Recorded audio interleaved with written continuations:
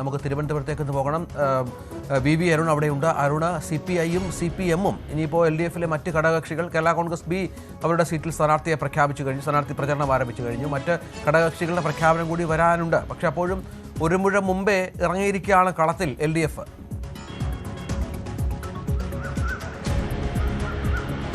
തീർച്ചയായിട്ടും പൊതു തെരഞ്ഞെടുപ്പുകളിൽ LDF-ന്റെ ഒരു രീതി അത് തന്നെയാണ്. വളരെ നേരത്തെ സ്ഥാനാർത്ഥികളെ പ്രഖ്യാപിച്ച് തെരഞ്ഞെടുപ്പ് രംഗത്ത് പ്രചാരണ രംഗത്ത് സജീവമാകാൻ ഇടതുമുന്നണി എക്കാലവും ശ്രദ്ധിക്കാറുണ്ട്. ഇത്തവണയും അതുതന്നെ സംഭവിച്ചിരിക്കുന്നു. തെരഞ്ഞെടുപ്പ് പ്രഖ്യാപനം വന്ന് 1 മണിക്കൂറിനുള്ളിൽ തന്നെ CPI-യുടെ സ്ഥാനാർത്ഥികളാണ് ആദ്യം പ്രഖ്യാപിച്ച് 25 സീറ്റുകളിലാണ് CPI മത്സരിക്കുന്നത്. ആ 25 സ്ഥാനാർത്ഥികളെയും സംസ്ഥാന സെക്രട്ടറി ബിനോയ് വിശ്വം പ്രഖ്യാപിച്ചു. തൊട്ട് പിന്നാലെ CPM-ന്റെ സ്ഥാനാർത്ഥി പട്ടികയുമായി MV ഗോവിന്ദൻ CPI സംസ്ഥാന സെക്രട്ടറി വാർത്താ സമ്മേളനം നടത്തി. കഴിഞ്ഞ തവണത്തെ പോലെ 86 സീറ്റുകൾ തന്നെയാണ് ഇത്തവണയും CPM മത്സരിക്കുന്നത്. 75 സീറ്റുകളിൽ പാർട്ടി ചിഹ്നത്തിലും 11 സ്വതന്ത്രരുമാണ് CPM-ന് വേണ്ടി ഇത്തവണയും മത്സരിക്കാനിറങ്ങുന്നത്.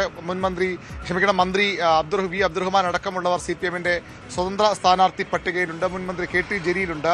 5 സ്ഥാനാർത്ഥികളെയാണ് CPM ഇനി പ്രഖ്യാപിക്കാനുള്ളത്. അത് പാലക്കാട് കഴിഞ്ഞ തവണ ഉപതെരഞ്ഞെടുപ്പിൽ ഡോക്ടർ പി സരനെ മത്സരിപ്പിച്ച സീറ്റാണ്. 3ാം സ്ഥാനത്തേക്ക് അവിടെ പോയി. ഇത്തവണ അവിടെ ഒരു പൊതു സ്വതന്ത്രനെ കണ്ടെത്താനുള്ള ശ്രമത്തിലാണ് CPM. കോൺഗ്രസിന്റെയും BJP-യുടെ സ്ഥാനാർത്ഥികൾ ആരും നടന്ന ശേഷമാകും ഒരുപക്ഷെ അവിടെ സ്ഥാനാർത്ഥിയെ പ്രഖ്യാപിക്കുക. കൊടുവള്ളിയിലും ഇത്തവണ സ്ഥാനാർത്ഥി ഇതുവരെ തീരുമാനിച്ചിട്ടില്ല. കോട്ടക്കൽ, കൊണ്ടോട്ടി, തിരൂർ സീറ്റുകളിലും സ്വതന്ത്ര സ്ഥാനാർത്ഥികളെ പിന്നീട് പ്രഖ്യാപിക്കുമെന്നാണ് CPM വ്യക്തമാക്കുന്നത്. 86 സീറ്റുകളിൽ CPM സ്ഥാനാർത്ഥികൾ മത്സരിക്കും.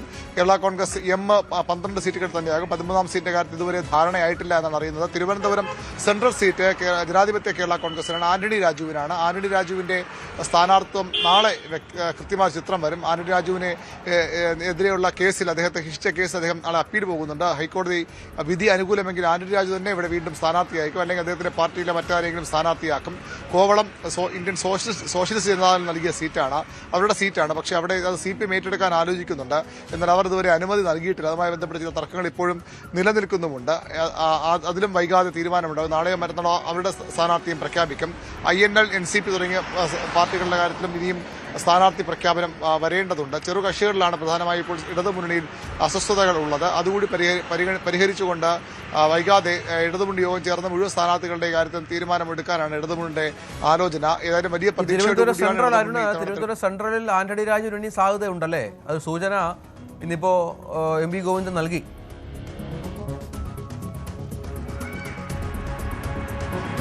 ആന്റണി രാജുവിന് തന്നെയാണ് സാധ്യത. കഴിഞ്ഞ ദിവസം അവരുടെ പാർട്ടിയുടെ പ്രധാനപ്പെട്ട നേതാവ് ഡോക്ടർ KC ജോസഫ് അക്കാര്യം വ്യക്തമാക്കിയിരുന്നു.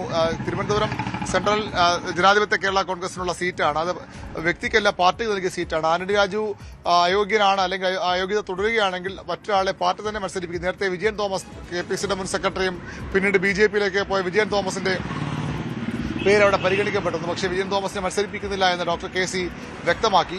ജനാധിപത്യ കേരള കോൺഗ്രസ് സ്ഥാനാർത്ഥി തന്നെ അവിടെ മത്സരിക്കുമെന്ന ഉറപ്പാണ് അവർ നൽകുന്നത്. CPM ആ സീറ്റിൽ ഇനി അവകാശവാദം ഉന്നയിക്കില്ല. അത് അവർക്കുള്ള സീറ്റാണ്.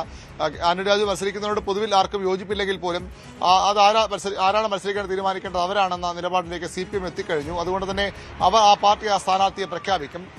നാളെ തന്നെ അക്കാര്യത്തിൽ ധാരണ ഉണ്ടാകാനാണ് സാധ്യത. അല്ലെങ്കിൽ മറ്റന്നാൾ ആ പ്രഖ്യാപനം ഉണ്ടാകും. കോവളത്തിന്റെ കാര്യത്തിലും തർക്കങ്ങളും അനിശ്ചിതത്വങ്ങളും ബാക്കിയാണ്. ബാക്കി ഏതാണ്ട് എല്ലായിടത്തും ഈ 5 സീറ്റുകൾ ഒഴികെ ബാക്കി എല്ലായിടത്തും CPM-ന്റെ സ്ഥാനാർത്ഥികൾ ആയിക്കഴിഞ്ഞു. CPI 25 പേരെയും പ്രഖ്യാപിച്ചു. കേരള കോൺഗ്രസ് മാണി വിഭാഗത്തിന്റെ കാര്യത്തിലാണെങ്കിൽ അവരുടെ 13ാം സീറ്റ് കാര്യത്തിലും ചില ആശയക്കുഴപ്പങ്ങളുണ്ട്. ഒരുപക്ഷെ 13ാം സീറ്റ് അവർക്ക് ലഭിച്ചേക്കില്ല. 12 സീറ്റിൽ അവർക്ക് ഒതുങ്ങേണ്ടി വരും. ചാലക്കുടി ഇത്തവണയും അവർക്ക് തന്നെയാണ് CPM നൽകുന്നത്. കഴിഞ്ഞ തവണ മത്സരിച്ച സീറ്റ് ഇത്തവണ ഏറ്റെടുക്കാൻ ആലോചന ഉണ്ടായിരുന്നു. പക്ഷേ അതിലേക്ക് CPM പോകുന്നില്ല.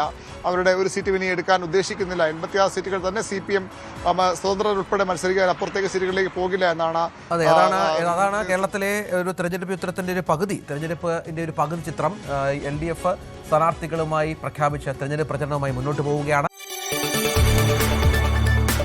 കൂടുതൽ വാർത്തകൾക്ക് News 18 Keralam YouTube channel subscribe ചെയ്യുക.